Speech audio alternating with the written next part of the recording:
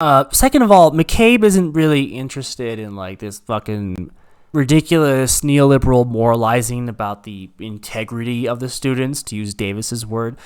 And like he isn't ranting incoherently about how students like fucking, I don't know, they cheapen the education or they free ride onto their grades, or they're stealing watches or whatever the fuck. So like instead, the reason he thinks why cheating and academic dishonesty is bad is almost, I think the word I came up with was like spiritual, or more like civically important, right? So essentially, and like I'll give quotes about this later, but like essentially he thinks that when students cheat to get good grades, when they see other students get good grades from cheating, then those students become acclimated to an ethical way of thinking where cheating is just normal. It's just what you do. You're expected to do it. In the same way, a person comes to think that, when you grow up, you're supposed to get married and you buy a house and you have kids, and that's just what you do because you're told that that's normal and you see it around you. In that same way, McCabe sort of postulates that students in universities come to see cheating as something you just do as a normal adult in society, not just in class, but again, as an adult, when those students, they get the degree, after cheating a bunch, right? And then they go on to take that ethical character, that received ethical and cultural character, that form of cheating, and they take that into their jobs, into business and finance and government. And all that contributes to a larger social culture where everyone expects cheating and foul play in business and in government, and everyone expects to be cheated themselves. They expect everyone to be fucking them over, and so why shouldn't I also be fucking everyone over?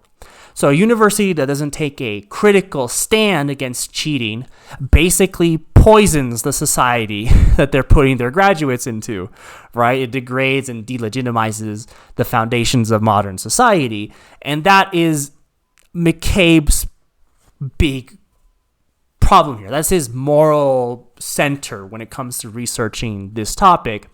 And I think that is so very, very different from the way that Davis earlier and all the other writers talk about ethics and student cheating. Despite, what I just said may come across as kind of like the same to you, on the same spectrum of thinking.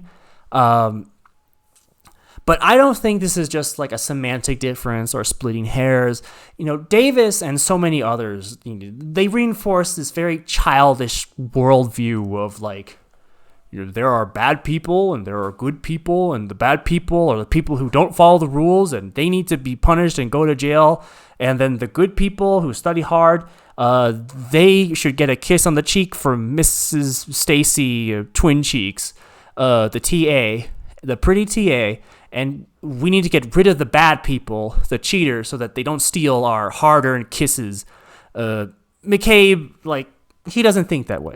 He has a much more sophisticated view of the university as, having a social responsibility to supply society with ethical graduates. And ultimately, the responsibility for cheating behavior is on the university, as opposed to most people who put it as, an individual fault. Up to the individual to be better people, basically.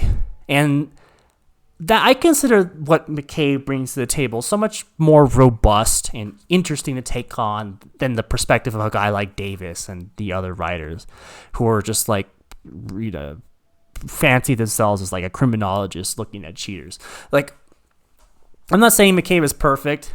In fact, I have a lot of problems with the way he talks about his research, and we'll get into that. But he is someone you have to reckon with when you talk about cheating in universities in any depth. His research from this time is always referred back to and revisited both by academics. And honestly, he is famous enough to get referenced in mainstream media from time to time, right? All the way up until today.